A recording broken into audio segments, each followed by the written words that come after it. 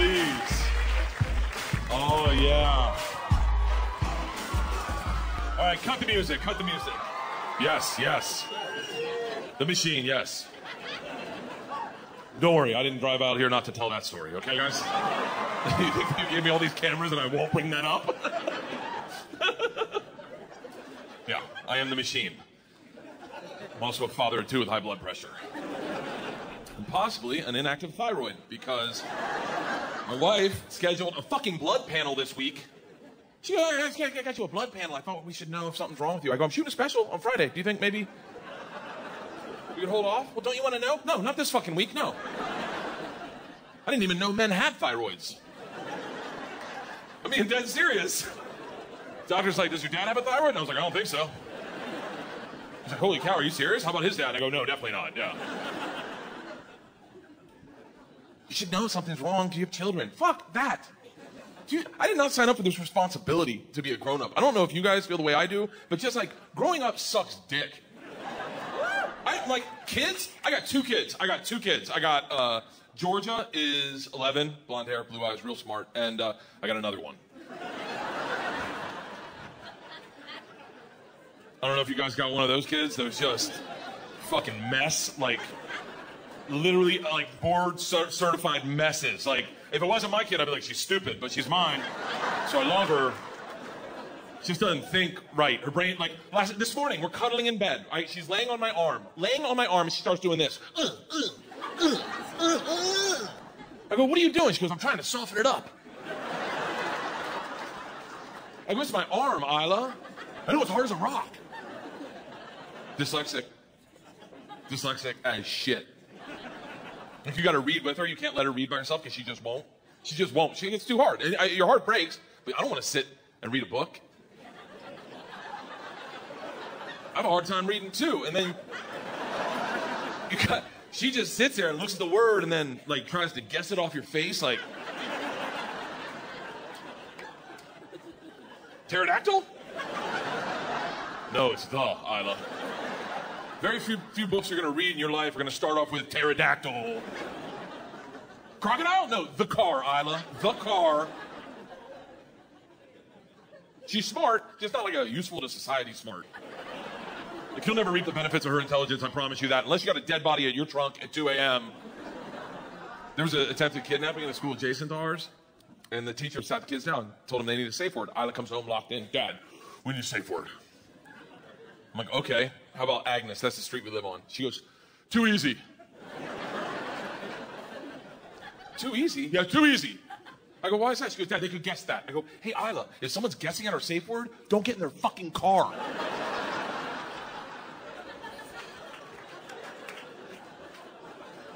I go, how about Priscilla? That's our dog. She goes, are you even thinking?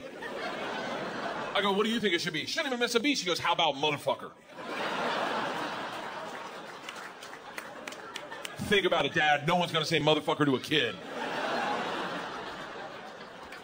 Motherfucker it is, motherfucker. And that was our safe word. I had to change it. It was too good. I knew I was taking it on stage, so I had to change it, but not before Stephen Franken had to pick him up. He's like, I'll get the girls. I was like, heads up, our safe word's motherfucker. He's like, I can't say that to your kids. I was like, good luck getting Isla home. He pulls up. Georgia jumps in the car like she's trying to get molested. Isla's locked down. What's our safe word? She's known this guy 8 or 9 years. What's our safe word? He's like, Isla, I know the safe word. It's a bad word. I'm not saying it out loud. She goes, then I'm not getting in your car. He looks at her and he goes, the safe word is motherfucker. She looks at him in front of all the teachers and goes, I can't hear you. That's this child. You get these two morons together? Holy shit. Georgia's like the caveman that discovered fire. Isla's like the caveman who discovered stop, drop, and roll. They woke up one morning. One morning they wake up at 5 in the morning. They were younger. I don't know how old they were, but they were younger. Like, I don't trust dads who know exactly how old their kids are. If you're talking to a dad, he's like, 16 months today, he better be married to another dad.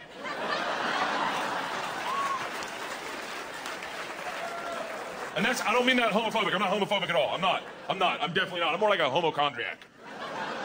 Like, I'm comfortable if you're gay. I'm comfortable with your lifestyle. I'm just afraid one night you'll get me drunk and trick me into it.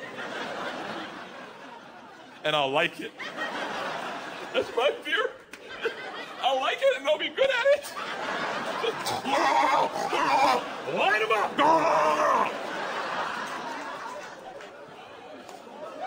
So I saw gay porn once for like 45 minutes. Let me tell you something. Holy shit. Ladies, you got to step up your blowjob game. Yeah, you're still playing JV basketball, and the gay guys are the Harlem Globetrotters. Yeah, dunking on cocks. Gong! Holding their own head. Fuck this face, son! The fuck are we talking about? I'm literally, how did I get off on this gay rant?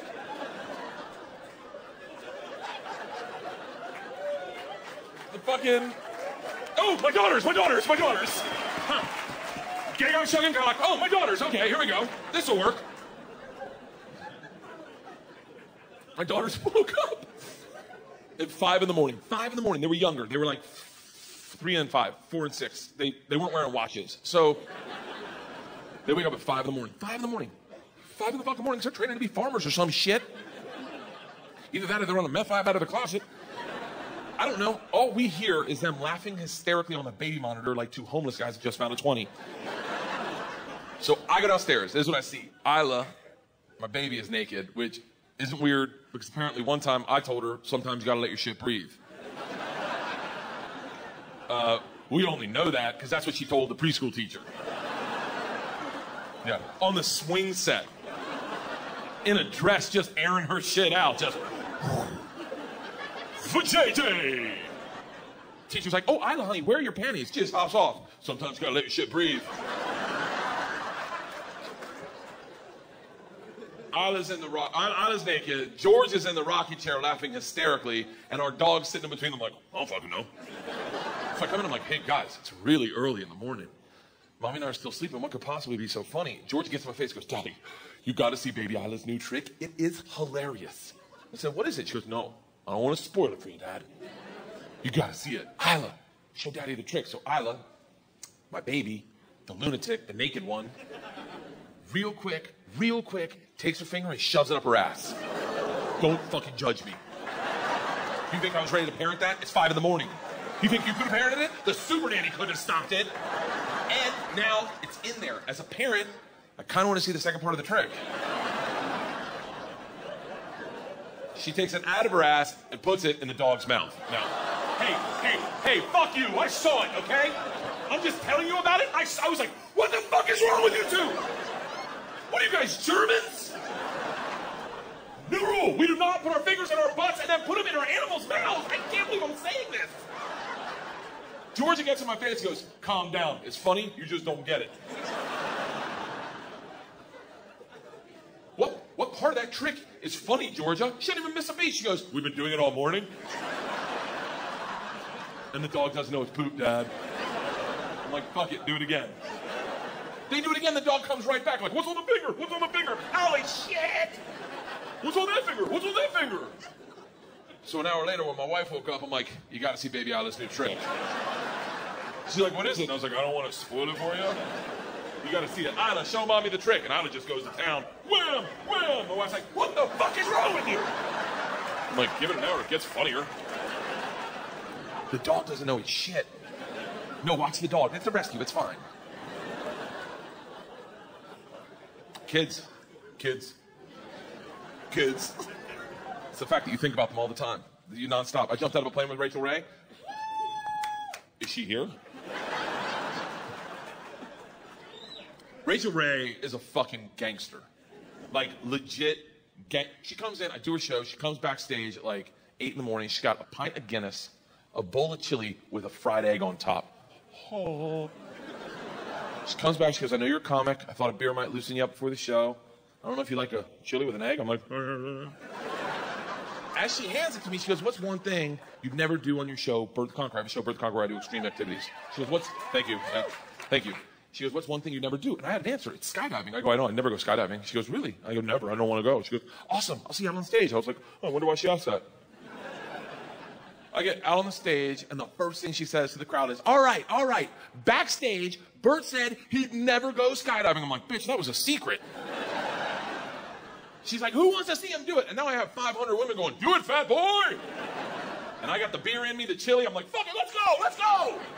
2 weeks later, I'm strapped to a dude. You know that's how you skydive? Just strapped to a dude in a prison rape harness. That's how you skydive. Just and he tells you when to walk, when to sit. It is massively emasculating. Has anyone ever been skydiving in here? You've been. You've been. And so you get in the plane and you're sitting in a dude's lap. You're sitting, your Navy SEAL moment, and you're sitting in a dude's lap. And I start shaking because I'm nervous. I'm like freaking out. And he can feel me because I realized as we got a taxi, I realized I haven't flown sober in 20 years. Sober in a big plane in 20 years. And I haven't flown in a dude's lap in 42. And he feels me shaking. And he's like, what's the matter? Like, what do you mean, what's the matter? I go, I'm nervous. He goes, about what? What do you mean about what? He goes, what are you nervous? What are you afraid of? I go, I don't know. You'll get hard. You'll get hard. That'll trigger me. I'll get hard. We'll both get hard. Then we'll jump out of the plane. Our chute won't open. And that's how two backpackers will find us. You fucking me into the earth. You fucking me into the planet. That'll be the how I go. This guy craved dick so bad. He had a man harness him up and fuck him out of his shoes until his head exploded in the woods. I go, I'm nervous our chute won't open. He goes, you couldn't kill us if you tried. I'm like, I'm a smart guy. I could fucking figure it out. I lean over to Rachel and I grab her leg. Her leg, just grab her leg and I start squeezing. She goes, what's the matter? I go, I don't want to do this. She goes, I think you're doing it. She's like, you're at the front of the tube of toothpaste. Everyone's out behind. You're going. You're definitely going. I go, no, I don't want to. And she goes, look, and now the engines kick in, and she starts yelling at me. She goes, look, you'll be fine. Whatever you do not watch me go out the door. You will freak the fuck out. I'm like, who taught you how to talk someone off a ledge? We get up to our cruising altitude. Her and her dude get up perfectly, like Danny and Sandy. Just whoop, bam, boom, bam, boom. She posts up at the door, looks me in the eyes, does her read, one take camera. I'm Rachel Ray, I'm at 13,000 feet with Bert Kreischer, we're about to jump from an airplane. Who's ready? Who's yellow or whatever? And then fucking, let's go. And then looks at me and goes, Bert. I'm like, yeah. She goes, don't watch this. And they get sucked out of the fucking plane. And I have panic shoot out of my asshole. I grab onto the cameraman who's not wearing a parachute. There's an open door at 13,000 feet, and as soon as I touch him, he just starts kicking me. Get off me, asshole! Sound guy posts up in the corner with the boom like a gladiator. Get him down! Get him down! My guy just takes over and baby Bjorns me. Here we go. Takes me to the corner and I lock in. I go, I'm having second thoughts. He's like, we're going in 3. I'm like, I'm not hard yet. We're going in 2. And I was like, you go by yourself. I'll meet you down there. And then he says, oh my God, what's wrong with your straps? I'm like, what? And we go screaming to the earth at 100 miles an hour. This guy's in my ear like, do you want to catch up with Rachel? I'm like, fuck her, she's dead to me.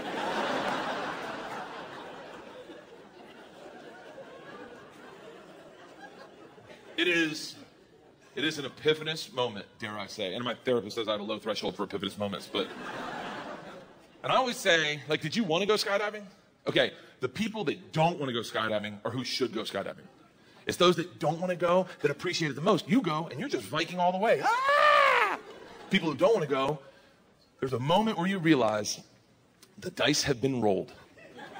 There's nothing you can do to change this. You're either going to live or die in 5 minutes, and you can't take a pill or start working out to stop it. It is out of your control, and you are forced with a decision. How do you meet your maker? Do you go out like a Viking? Ah! Or do you start crying like a baby? Ah! Oh, I picked the Viking. At that moment, I said, I've had a beautiful life. Let's do it. Ah! Until the chute opened. Then I started crying aggressively. Like bad. Like in a dude's lap. Have you ever cried in a man's lap? Have you ever had a man take you out to the middle of a field and sit in your lap and just sob silently? That's technically what I'm doing to this poor guy. Because the first thing I thought of was, my kids. I'm going to get to see my kids again. And pizza. Like, I get pizza. And I just started sobbing under this canopy, and the poor guy's like, dude, it's going to be okay. Like, we did it. We did it. It was so bad when we went to land. He's like, clean yourself up. They're going to think I did something to you. And the lasting thought that stuck with me was my children. That's it. I go with my children. They're going to have a dad. Like, what? That is not what I signed up for when I picked my wife out of a bowling alley. Like, that makes no sense. We met in a bowling alley. But when I met her, like, I didn't sign up for the vulnerability. That's the part about having kids that fucks you up. Is the vulnerability. Do you have children? You do. How many you got? You got 1? No, you're barely in it. Wait till you got 2 and you go, oh shit, if we lose 1, it's gonna be awkward. Children, the thing that'll, and I don't know if you've been there, how old's your kid? 2. Oh, you're brand new to the game, man. Wait till they meet disaster in their life, or they meet letdown, or, we took the girls to school this year. Leanne takes Georgia, I take Isla, walk up, the first day of school. Here's the thing with girls, first day of school, you hope they have friends in their class, or it's a shit show. So Leanne's got Georgia, I take Isla, we go up to the, like on the fence, they put all the names on the fence. I go up to the fence, Isla can't read, she's like, Rrr.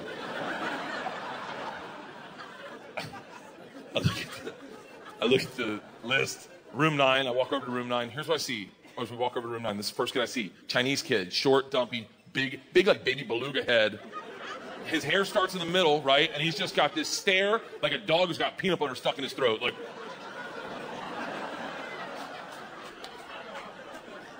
kid behind him, hand licker, just like he's trying to get to the center of it. Like, kid behind him, tippy toe walker. You know that kid? Handful of Pokemon cards. Huh? Anyone want to trade? Anyone want to trade? Isla sees this and is like, can I talk to you for a second? We go over to the handball courts. I sit down. This is what's happening. Isla's got her head back like this. I don't know what she's doing. She's got her head back like this. What she's doing is she's holding the tears in her eyes. Don't get me fucking started. She brings her head down to me, and her tear falls out. She looks at me dead in the eyes, and she goes, Daddy, am I in this stupid class? I didn't fucking sign up for this. Okay? I was a goddamn stallion when my wife found me. An untethered, beautiful animal just running at my own speed. I was gorgeous. No one controlled me. I decided what I wanted to do. If it rained, I'd run in the rain. Just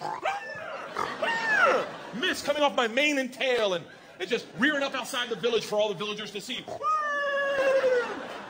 And my wife was this diseased settler with rickets. Like, I need me a stallion. So she snuck up on me with a bag of carrots. Carrots are blowjobs. It was like...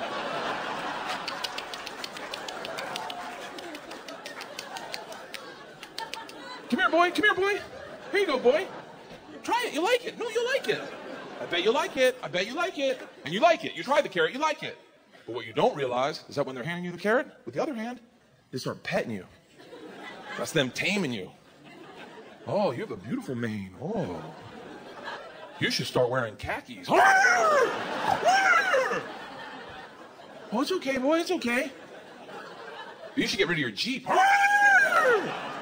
And then, one day, out of nowhere, the petting makes sense. You feel them pet you, and you're like, oh, yeah. Maybe I should go to the dentist more than once every 10 years. And then, you don't even realize it, but one morning you go to run, just like you used to run, just like everyone loved to watch you run. And as you take off, you feel someone pull back on the reins, like, whoa, we don't do shots at a child's party.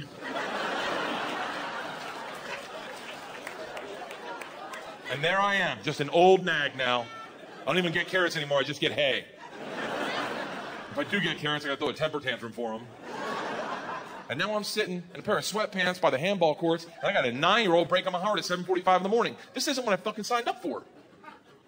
And I'm looking at her, and I'm like thinking, how do I deal with it? Like, hey, it's okay. Stupid classes are fun. Like, lowered expectation is higher rewards, you know? A lot of my friends, the guys that I smoke pot, they all stupid. Stupid does. Like, and Leanne comes over and she's like, hey, what's going on here? Now we're both tearing up. We're both crying. And she goes, what's going on? And Isla's like, we think she's in the stupid class. She brought it up. I definitely agree. And Leanne's like, hold on. I go, no, you hold on. You got to look at that class. It looked like a cast of Goonies. Like, and Leanne's like, hold on. Everyone stop crying. There's no such thing as the stupid class. I'm like, I beg to disagree. She's like, no, Isla, honey. If there was a stupid class, they would have had to call me 2 months ago and say, hey, we're putting Isla in the stupid class. And I would have taken you out of the school in a second. I would have never let them do that to you. But if they did call me 2 months ago, Isla, and I knew today was your day to go into the stupid class, I knew that. Do you think I would have let you roll in with Dad? And that makes sense to Isla. She's like, yeah, he's not the heavy lifting parent. And I'm like, yeah, Isla, you're with me. There's nothing wrong. She goes, come on, let's go look at your class. So they go walk over to the class, and all Isla's friends, Lily, Dakota, Kylie, they're all in the class. And Leanne's like, hey, your friends are in there. Are your friends stupid? And Isla's like, no. She's like, you get in line. You have a fantastic year. She comes walking over to me. I'm still by the fucking handball courts. She comes walking over to me, and I am blown away. She comes up. She's like, hey, I go, I did not parent that well. She's like, no shit. I go, I thought she was in the fucking stupid class. Leanne's like, she is. You were going to tell her? I go, I was going to tell her. She's like, you belong in the fucking stupid class. Isla hates school. She's getting, in all fairness, she's getting her ass handed to her daily. Like, it's bad. When you're dyslexic, it's tough. I dropped her off, like, probably 2 weeks ago. I go to give her a kiss on the cheek goodbye. She grabs my neck, like she doesn't want me to go, and then whispers in my ear and goes, pick me up early.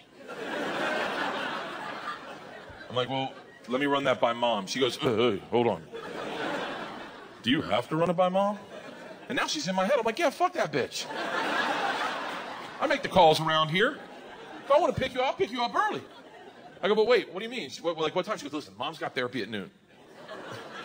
She leaves like 11:15. If you show up at 11:30, you got to pick me up anyway. She'll have no idea you got me early. I go, well, what did I say? She goes, tell him I have a dentist appointment. I go, how long have you been thinking about this? She goes, Dad, tell him I have a dentist appointment. I promise, no one's going to know. I went, okay. I go home. I feel like I'm about to commit a bank robbery. I'm sitting on the couch, and Leanne just gets up. She's like, oh, 11:15, I got to go to therapy. I'm like fucking clockwork. She leaves. I'm like, screw it, I'm picking her up early. I go into the office. I don't even have to say anything. I walk in. They're like, are you Isla's daddy? I go, I am. They're like, her tooth has been killing her all day. Isla comes out of the nurse's office, ice pack on her cheek, eyes are like, start the car. We get in the car, first things out of her mouth, ice cream and putt-putt. Let's do it, big guy. I was like, hey, you made the day, let's do it. Yeah. It was a great day. I think the best part of the day was just having a lie that me and her knew and lying to my other daughter and my wife together as a team. It was kind of like bonding. I put her to bed that night. I go, listen, if I ever cheat on your mom, I'm going to need your help. I'm not cheating on my wife. I'm not cheating on my wife for a number of reasons. This being one. I don't know if I'm doing it right. I've never had that like security that women have, you know, that like there's a like an air of like when it comes to sex, women just know they hit it out of it. Have you ever, is that your man right there, young lady? Have you ever given him an orgasm? Look at her, she scoffs at me, like rolls her eyes, goes, yeah. Would you bet your life on it? She's like, yeah. Would you bet your life on it? Well, look at him, he's like, I don't know. Because we don't know. I'm telling you, you know if you've done your job right. Because there's proof. That happened right there. See that? There, got it. Colonel Mustard in the library with a candlestick, right there. But every time we have sex with you guys, it's like, Kaiser Soze. Did that happen? I don't know. I'll take it this far. This guy right here, he's your boyfriend, right? Sir, be honest. If I said to you right now, I will give you $15 million, tax-free, if you can bring one person on this stage and give them an orgasm within 15 minutes. You think he's picking a chick?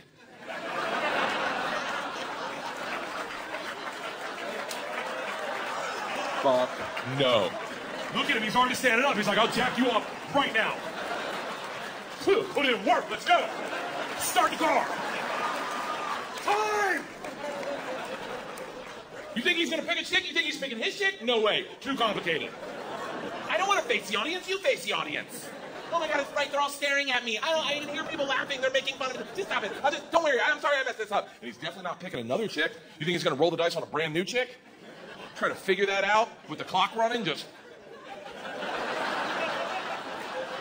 back up like this, or Cinnabons? Cinnabon? No, paint the fence.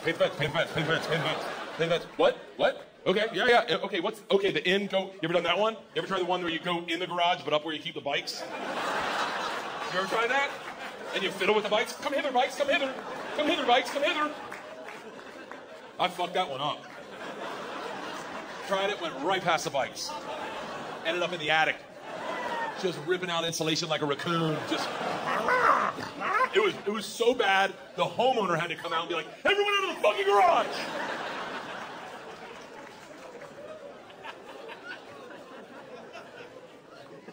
Women are complicated. Just like the way they think. First time I had sex with my wife. We've been dating a while. It's that beautiful moment, I don't know. We've all felt it where you're making out on a couch and then you undo the shirt and your heart skips a beat. And you're like, oh God, this is happening. This is really happening to me. And I was head over heels for her and kissing, shirt comes off, pant button comes off. She stops and she goes, there's something I need to tell you. I was like, this bitch has herpes. And I start thinking about it in my head, like, does it matter? I mean, I'm 28, I made it this far. I think they gotta have an outbreak. What are the odds? It's the outbreak season. And if you wear I don't even know, but if you wear a condom, does it? I don't know, but in my head, I'm like, I wish I had paid more attention in health class. And my wife looks at me and goes, I'm in debt. I was like, I thought you had herpes. She goes, no, why would I have herpes? I go, why would you stop someone before they're about to have sex to tell them you're in debt? She goes, I thought we were getting serious. I go, trying to fuck you, not your bank account. She goes, no, if we're going to have sex, that means we're getting serious. And if we're getting serious, you need to know I'm $25,000 in debt. That hangs over my head. And I go, hey, I'm trying to fuck you, not Fannie Mae, all right? Let's do this. And we had sex that night, and we fell in love. And we got married, and we had kids. And did you know when you get married, you accrue someone's debt?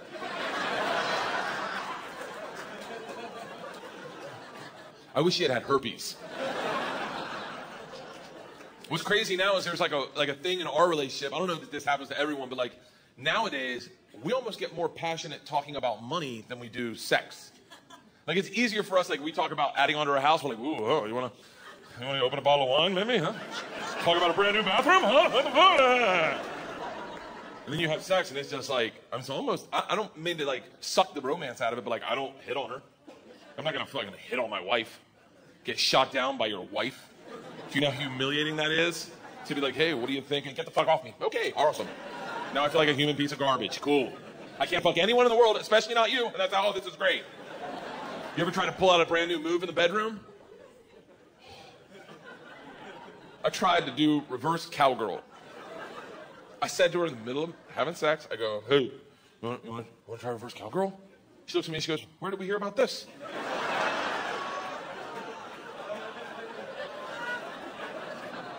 Some of the fellas down by the basketball courts were talking about it. And then she just gets like, she's a very sweet woman, but she just gets like, fine, what is it? Like, tell me what to do, tell me what to do. Like it's almost like we're lab partners. Like, who fucking tell me? Tell me what to do, I'll do it if that's what you're into. I'm like, that's not what I'm into. I'm just saying, let's try it. Maybe we'll like it. I don't know. She said, no, just tell me what to do. I'm like, okay. I've never seen this part of the porn where the guy walks her through it. Like, I go, you face the other direction. She's like, I face the wall? I was like, well, or the camera. I guess that is, they'd face the camera at that point. I don't know why they do that. I don't know. I've never done this, okay? She said, no, tell me what to do. I'll do it. I go, will you turn around? She's like, and just look at the wall? I go, yeah. Look at the fucking, they're your eyes. Look at whatever you want to fucking look at. Like, fine, if this is what you're into. Like, that's how you want to start a brand new sex move. If this is what you're into.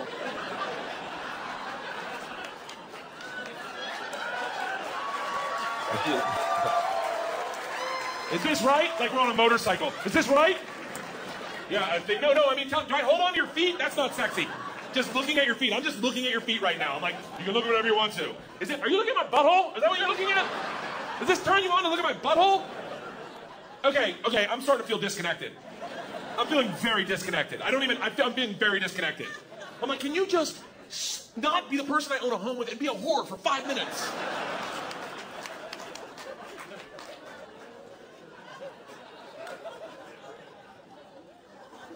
I mean, I make that sound bad, but the alternative is what? I get like a young girlfriend? Fuck that. I can't, I'm not shitting on young people. You guys look very young. I'm sure it's very fun to get naked with you and touch you. That part is not bad. It's the talking to you afterwards that would be somewhat problematic. Like, what would I say to like a 22-year-old girl after sex? Like, hey, do you want to play on your iPad? Oh, Snapchat's got some new apps. Cool. I need a ride or die bitch. I need a woman with some flaws. A woman with literally a kind of girl that'll blow you and book you a cardiologist appointment. Kind of woman that'll blow you to spider runny nose. Just. That's a woman for you right there. Just taking one for the team. Yeah. Kind of woman that'll fart during sex. Yeah, my wife will fart during sex. She's had 2 kids. She's not rocking the original rims and tires, okay? 2 kids, she's riding dirty on 22s. Just boom, boom, boom. Boom, boom, boom. Nip it in action, sip it in the bud, never lasting. Outlast, everlasting. There goes an ear guys on. It's true. Ladies, I hate to say this, but after 40, vaginas start aging exponentially. Like dog years, just. Listen, it's not just you. It's all of us. I mean, men, once we get 40, our dick starts doing this Benjamin Buttons thing where it looks younger and younger. Like, I think our bodies get bigger and our dick stays the same size. Looks like a squatter in the middle of a bustling city, like, hell no, we won't go. I get naked now, and that's love. When your wife sees you naked, when your dick's the smallest it's ever been, like right after you get out of the gym, and she just sees it and goes, oh, little guy. Look at that little guy. Can I flick him? Just changes. I'm cool with it changing. I'm just saying, like, I mean, a little bit of upkeep, ladies. Like, it's like, I mean, I remember when I met my wife's vagina. I remember it. It was beautiful. It was like, there was curb appeal. You know, like it was waxed and shined and buffed and fluffed with those lace thong panties that you could take off with a pinky. Just, and when you did, it was like you unleashed a princess. Just, oh, oh. I saw it the other day. Ooh.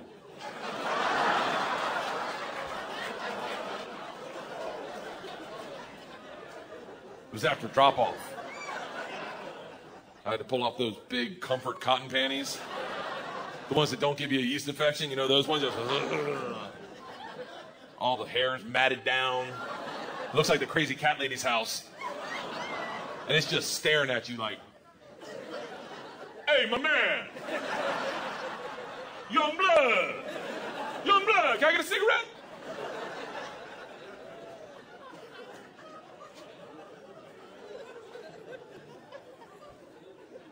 She farts. Not like for money, but just it happens. Not all the time. I mean, not all the time, but I wouldn't bet against it. I take the over. But that's part of marriage. That's part of marriage. Is that that is part of love. Is when you accept a person for their flaws, and and that's when you know you're a man. When your woman farts during sex because you move her over too quickly, and she just farts, and you don't say a fucking word, and you go, "I didn't hear it. I love you." She's like, "I didn't hear it either. I love you."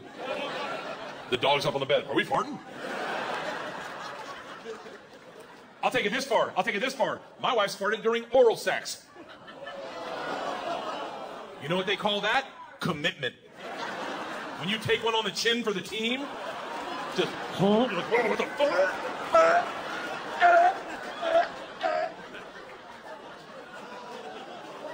You didn't know you had one in the chamber? No, you gotta warn me. I'm still down here. No, you could have shit in my mouth. No, I have a beard. It's still in here. And then she starts crying. I go, what the fuck are you crying about? I'm the one in the hurt locker. She's like, you're going to talk about this on stage. You're fucking right, I am.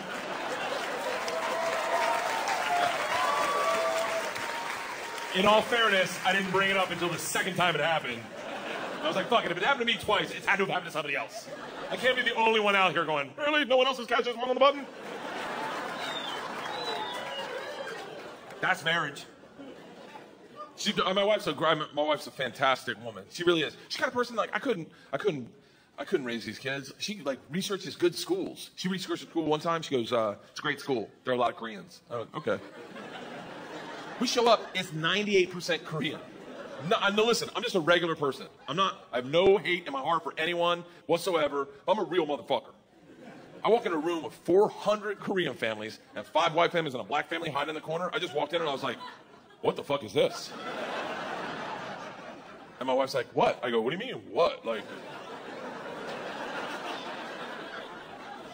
she goes, what? I go, the fucking Taekwondo tournament going on in here. You don't see this? Am I the only one that sees this? She's like, babe, I said there was going to be a lot of Koreans. I'm like, bitch, a lot of Koreans is 7. This is a dickload. This is a boatload. You should have said, do you want to go to North Korea? 'Cause that's where we are right now. She go, maybe if you get to know some of the parents, you won't have a problem with it.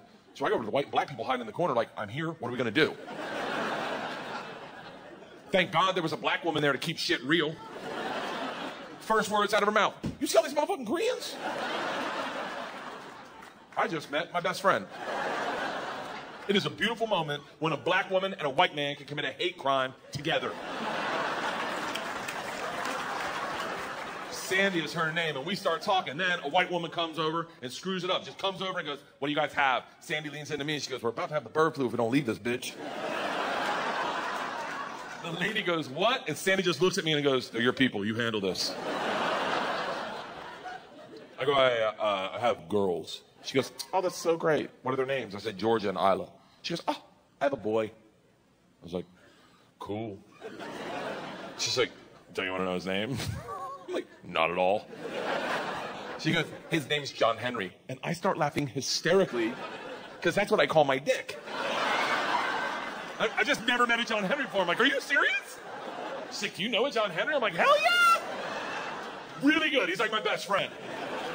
And I start talking to these women for the whole orientation surreptitiously about my junk. About my buddy, John Henry, who lives down south and is bald. Until my wife gets done her pike out tournament and comes over to us. I was like, what are you guys laughing about? And this woman's like, you're never going to believe this. My son's name is John Henry. My wife's like, oh, that's what he calls his dick. Sandy falls out laughing.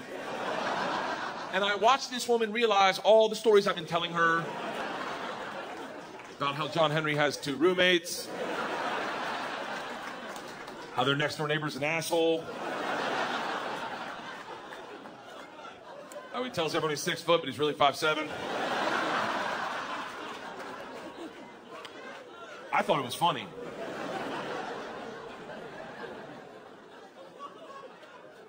I think what I find is funny, I don't think other people find funny.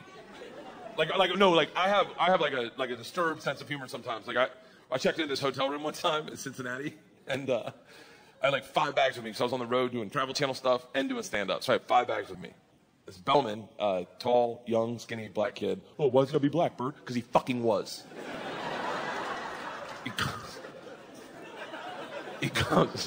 He comes over, he grabs all my bags, puts them on a cart, checks me in, takes me into the elevator. In the elevator, he goes, man, you got a lot of bags. What do you do for a living? I go, I'm a comedian. He goes, you put all your gags in these bags? Immediately, I'm horrified because I think he thinks I'm a prop comic. And so I'm trying to think of a joke. The whole ride in the elevator, I'm trying to think of a joke to make this kid laugh, but I can't think of anything. We get up to our floor, door opens, and as soon as it opens, the door next to us opens, and an older white guy walks out, like maybe 67 years old. Bam. And he walks out just behind us. And as we walk down the hallway, he walks right behind us. Kids pushing, I'm walking. This guy's right here, 5 feet behind us. As we walk, bam, we take a left, he takes a left. We take a right, he takes a right. He's keeping pace with us. You want to be like, hey, asshole, you just fake tie your shoe for a little bit or jog past us, but you're creeping us out, George Zimmerman. So finally, we get to the very end of the hall. My door is the last door on the left. And it turns out the old man's room is right next to mine. Now, it's been uncomfortable. I haven't made this kid laugh yet. So as a joke, as the guy goes to open his door, I lean over and I go, hey man, if you want, we can open up the connecting door and we can hang out this weekend. He was not ready for that. And now he can't get his key to work. He's like, no thank you. No, I'm good. And I said, no, think about it. When was the last time you made a new friend? We'll talk each other to sleep at night, wake each other up in the morning. I got towels, you got towels, you know. He gets his door open, and he goes, I don't think I want that to happen. But before he can close it, I stop and I go, listen, if you change your mind, just knock and scratch. He looks at me dead seriously. He goes, I probably won't be doing that. I look over at the kid to see if I made the kid laugh. He's already in the room. I did the joke for nobody. I literally walk in the room, and he's not even, like, putting the bags up. I'm not being, but, like, he's just dumping them on the floor, like, flipping them onto the floor. And now I'm like, I got to tip him, but I don't know how much to tip him. Normally I tip $5 for a bag, but it's 5 bags. It's $25. You just put them on a cart. But here's the problem. I'm doing the math in my head. in front of him, I'm going, what is it, $25? A lot of money for just living along the thing. The kid sees me doing this and he goes, sir, you don't have to give me anything. I said, oh my God, I'm so sorry. I got to give you something. You brought him all the way up. He goes, no, that's what I got hired to do, was to take your bags from your car to your room. That's what I get paid for. You don't have to give me anything. I go, no, but you brought him all the way up. I got to give you something. And he goes, no, you don't. Just knock and scratch. I'm like, seriously? He's like, dead serious. So me and this kid go up to the door, and I knock and I scratch, and you hear the old man go, I don't want to fucking hang out!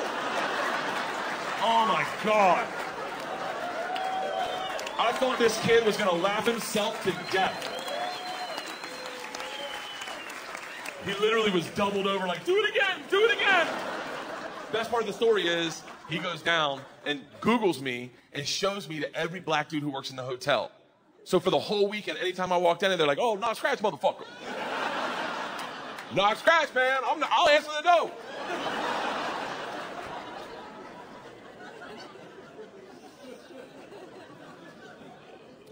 I fought a bear one time. Yeah. I used to have a show on FX called Hurt Bert, where I took dangerous men's jobs. It was a TV show. It was back in 2002, I think. I was a dominatrix gimp. I was an MMA fighter. I was a rodeo clown. I was a football player. I was a stunt pilot. I swam with great white sharks out of the cage. And one day they called me up and they're like, hey, do you want to fight a bear? I was like, who does that for a living? And they're like, you do on Thursday. I show up. It is a 9-foot grizzly bear just sitting on a park bench, as dumb as you think a bear would look. Just...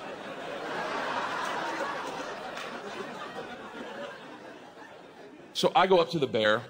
I'm like 28 years old, probably. I go up to the bear, and I stick my hand out in front of his snout so he can get my scent. The trainer sees this, and he goes, what are you doing? I go, I'm letting him get my scent. And he goes, hey, buddy, this is a grizzly bear, not a labradoodle, okay? He goes, we have protocol. I go, what's that? He pulls me over the side, and he hands me 5 marshmallows.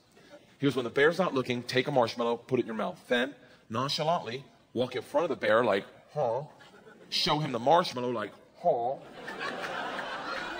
And allow him the opportunity to engage you and take the marshmallow out of your mouth with his mouth. This way he'll learn to trust you. And I was like, fuck that. Who thought of this, the bear? Is this the bear's idea? And the guy just looks me down and he goes, hey, this is how we do it. My whole crew's behind him like, this is how we do it.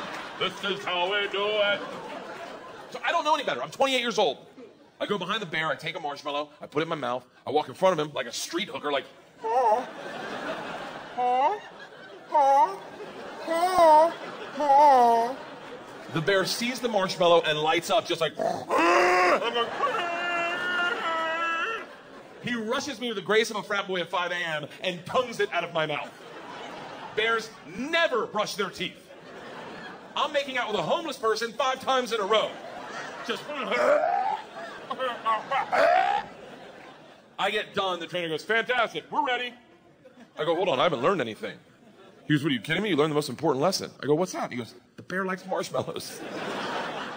I go, what good does that do me? And he goes, listen, if you get in trouble, just stand your ground, look the bear in the face, and just go, marshmallow. And he'll know you're going to do your marshmallow trick, so he'll give you some space. But more importantly, we'll hear you say that, and we'll know you're in trouble, so we'll get you out of there. We'll take the bear, we'll split it up. I go, yeah, but he thinks they're inside me. What if he's like, don't worry, I'll get him, and just rips me open? He goes, you'll be fine. Let's go! And I swear to God, the bear is smiling. Just, oh, I know how to get marshmallows around here, bitch. I gotta tap you out.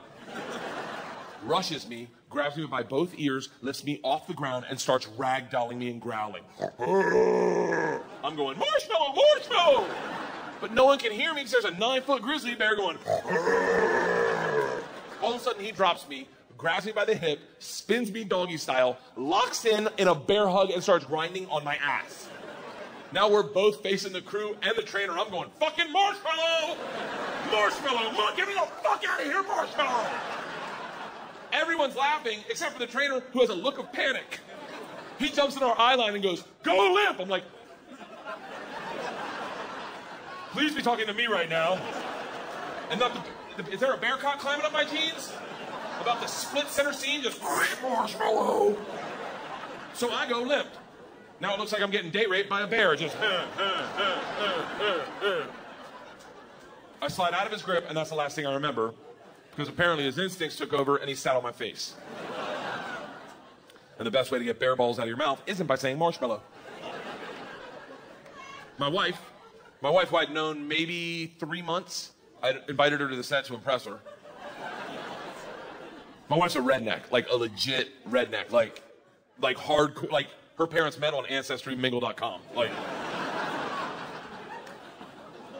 when she talks, you smell biscuits. Like, my point is, she's not afraid of big animals. She just goes over, grabs a marshmallow out of the bag, puts it in her mouth, stands by my feet and goes, "Oh."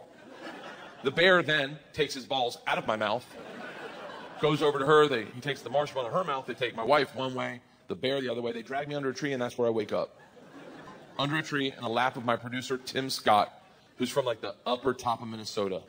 Real dry, still had a flat top, cherubic face. I open my eyes, I see him, and I go, "What happened?" He's like, well, you got raped and teabagged by a bear. You might want to get tested. He's like, but that girl, that Leanne girl, I think she saved your life. And my wife comes over at that moment, like it's in a movie. Like my wife just comes walking over. Her body's blocking the sun. All I see is like an orb around her. And she leans in, and as she does, you can see the sun running through her hairlight. She just looks me in the eyes. She goes, "Are you okay?" And I looked up at her at that moment. And we all know that moment when you know without a doubt that's the moment. And I know you're like, "Really? That's when you knew?" Oh, fuck it, this is my narrative, okay? I looked up at her from the ground and saw her with a halo from the Lord himself and knew without a doubt I would never do that for her. Still wouldn't. When I was 22, I got involved with the Russian mafia. Here's how it happened. I went to school at Florida State. I was not a very good student. I was there like 7 years. I was there in most of the 90s. I was in college longer than grunge music was around.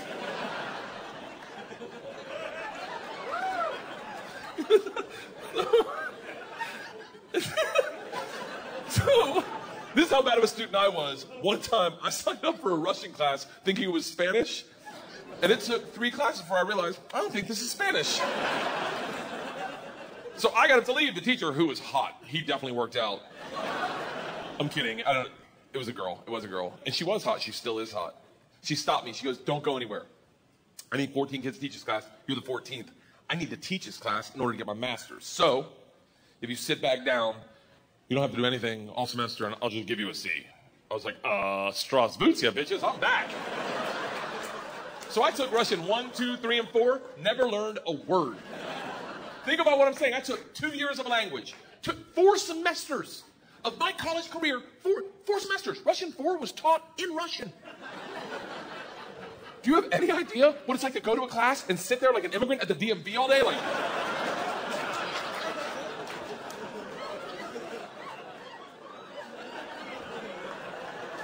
the end of Russian 4, same teacher pulls me aside. She's like, "We're taking a trip to Russia. If you go, you'll get a minor." I was like, "Okay, hold on. You know, I can't really speak, read, write, or understand the language, right?" She's like, "I'm fucking well aware of that." You gotta remember, I was taking tests in a language with which I was unfamiliar with their alphabet. Do you have any idea what it's like to take a test and make up hieroglyphics? And the answer is star, circle, hashtag shoe.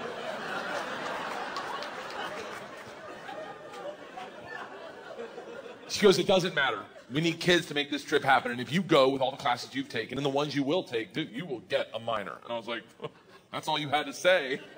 Let's go to Russia and fuck some minors." It was different minor, obviously. Learned that the hard way. So we went to Russia in 1995. This is when the mob ran everything. And they told us that our very first night. They sat the whole class down. They're like, "Listen, we have paid off the mafia to keep you safe. In exchange for our money, they give us 2 young gangsters." I'm in the room like, this trip just got fucking awesome. The word for gangster in Russian is banditi. They go, "These banditi are going to live with us. They're going to walk you to class. They're going to walk you back from class. They're going to take you on field trips, walk you back from field trips. Do not speak to them. They're in the mafia. Do not look at them. Do not engage them. Do not interact with them." I was like, "They're going to be my best fucking friends." So the first night I grab a bottle of vodka and a 6-pack of Baltica, which is our local beer, and I planned a sentence. I was going to say, Здравствуйте, меня зовут Bert, очень приятно. Я работаю кошка. Does anyone speak Russian in here? I love that someone says no. No. I did a head count earlier. It doesn't look like it. I'll tell you what the sentence says. It's a badass sentence. I worked all day on it. Hello, my name is Bert. It's very nice to meet you. I work pussy. Kind of. It really means I work with cats. I didn't know the fucking language. What do you expect? It doesn't matter, because the second the door opens and I'm face to face with a real Russian gangster with the wife beater and the tattoos with the track pants and the cigarette, and he just stares me up and down. A frat boy from Florida State. I was wearing a fanny pack. He just looks at me and goes, "Что?" I fucking panicked. And everything I had planned on saying flooded out of my head. And all I said to him in Russian in his doorway was, "I am the machine." And he started laughing. He goes, "What did you say?" I was like, "I'm the machine." He grabs me and he goes, "Come in and tell my friends." Brings me in a room full of 9 Russian gangsters drinking and smoking and just goes, "Stop! Tell them what you said." Now I'm like, fuck it. I'm the machine! They looked at each other, looked at me, and they're like, fuck it, he's the machine! And I became the machine, and these guys love me. Yes. You gotta realize, though, the reason they loved me is I went shot for shot with them that night, all night long, until like 4 in the morning. But all I knew how to say in their language was, "I'm the machine!" And I fuck cats. So, we did everything together. Like the guy that answered the door, his name was Igor. He was like my best friend. We did everything together. We ran a pool hall scam. We stole a boat. It was literally the best summer of my life. And then one day, the whole class is taking a trip to Moscow. It's an overnight train trip. And I say to Igor, I go, "This is going to be a blast. We got to be in the same cabin." And he goes, "I can't go." I said, "Why not?" And he goes, "Different mafia runs train, different mafia runs Moscow." I said, "Well, hold on. What's that mean for me?" And he goes, "Don't worry. I set up banditi. I tell them about you. They'll take care of you." Sure enough, we get to the train station, and he introduces me to my 2 new gangsters, Igor and Igor. And he says to me, he goes, "Guys, this is the machine. If you give the machine vodka, you'll have a great time." The big earthy 2 Igors looks like a kid on Christmas. He's like, "Oh, I can't wait to play with a machine." He grabs me and he goes, "The machine doesn't sit in coach. The machine sits in first class with us." I'm like, "That's what I'm fucking talking about." We go to first class, and it is pimped out with booze, food, and here's the real gangster part. Second the train takes off out of the station, everyone that works on the train comes in to pay their respects. The conductor walked in, rips off the stars and stripes to his shirt, places them on my lap, and goes, "This is a present for the machine. It would be an honor to do a shot of vodka with the machine." I'm 22 years old thinking, these machine stories might have gotten out of control. We drink all the booze in an hour, and Big Igor stands up and he goes, "Machine, we go to the bar cart to get more vodka." I'm like, "Fuck it, I'm the mom, I'll do whatever the fuck I want." We roll into the bar cart like a big dick in a locker room, just, not that I've ever been that guy, but I've seen it. Just smack. You know the look where everyone looks like, "Oh shit, okay. Whoa, someone's here, okay, all right." Igor looks at me, and in Russian he says, "Machine, go behind the bar and grab bread." In Russian. And I understood him. For a second, I'm like, I'm fucking learning. I'm learning the language my way, not through flashcards and textbooks, but by joining the mafia. I get behind the bar, I'm like, "Igor, I know what you said." He's like, "Go for your machine. Can the machine find cheese?" And I was like, "See, cheese, I got it. Give me another one." And he's like, "Grab vodka." I was like, "I already know that one. Give me another one." He's like, "Grab the money." I'm like, "Huh?" He goes, "Grab the fucking money." And I realized at that instant, we're robbing the bar cart. And I'm the one doing it, hooked on phonics style. I grab the money, walk out. 2 of my classmates see me, and they're like, "You're in so much trouble." Go back to our first class cabin, and within 5 minutes, the head chaperone of this train trip, not the whole trip, just this train trip, she was an English teacher who did not speak Russian, who hated me before I robbed the train. She comes over to our first class cabin and swings the door open with that like liberal arts confidence. Just, "This shit is over. You're done. You're done. Stand up right now. You stand up. Stand. How you're done. Stand up." And Big Igor looks at me confused. then smiles, takes a big sip of vodka, spits it in her eyes, and goes, "No one talks to the machine like that." Shuts the door in her face and goes, "Fuck that bitch, this is Russia."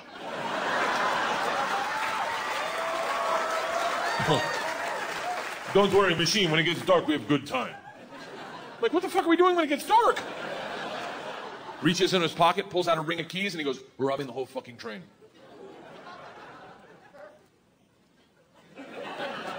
I'm a good person. I don't cheat. This is why, let me tell you, I don't cheat on my wife. I don't cheat on my wife because one morning, our whole family was in bed. The dogs, the cats, the girls, my wife, and we were just giggling, and it was pure. It was perfect. And I thought to myself, I don't ever want to screw this up. This is the most important thing. This is what life's about. And they got up to make chocolate chip pancakes, and I laid in bed, and I said, I will never cheat on my wife. I had a conversation with myself. I said, if I ever get into a situation where a hot girl's flirting with me, or I think she's flirting with me, and it seems like it could go further, I'm just going to cock block myself. I'm just going to look her in the face in front of everyone and go, I don't cheat on my wife! Now, I may be wrong. She may not be hitting on me. She may throw a drink in my face, slap me, or I may be right. None of that matters to me. What matters to me is that I don't cheat on my wife because I've already had that conversation. Here's the problem. I never had that conversation about robbing trains. So when presented the opportunity, I thought I'd be like, not me. I'm going to go back and work on my verbs. But apparently, when presented the opportunity, I'm the guy that's like, fuck it, let's start with my class. So we robbed them first, while they slept, if that makes it better. And then we robbed the whole train. And if there's any consolation, we robbed me too. My bag was with them.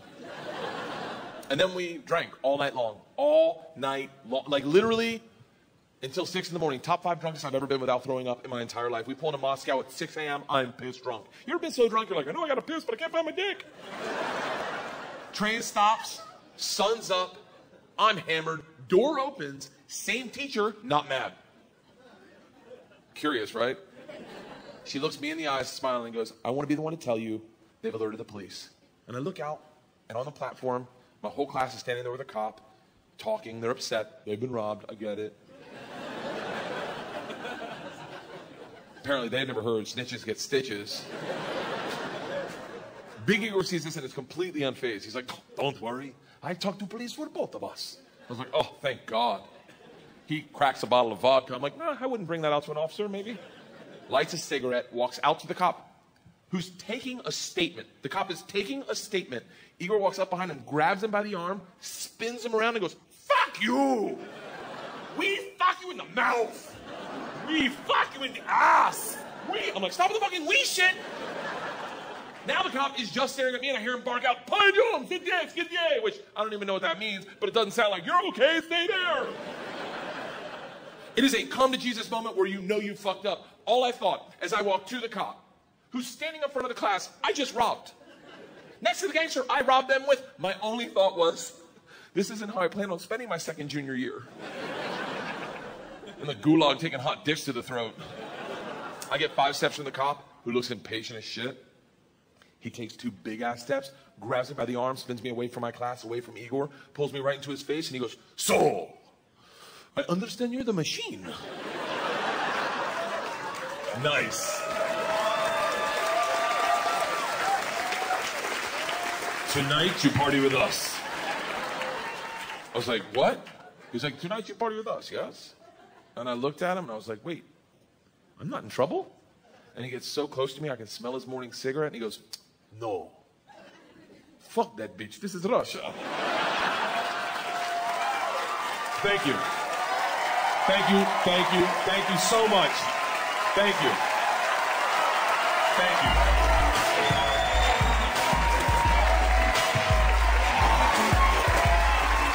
Thank you so much.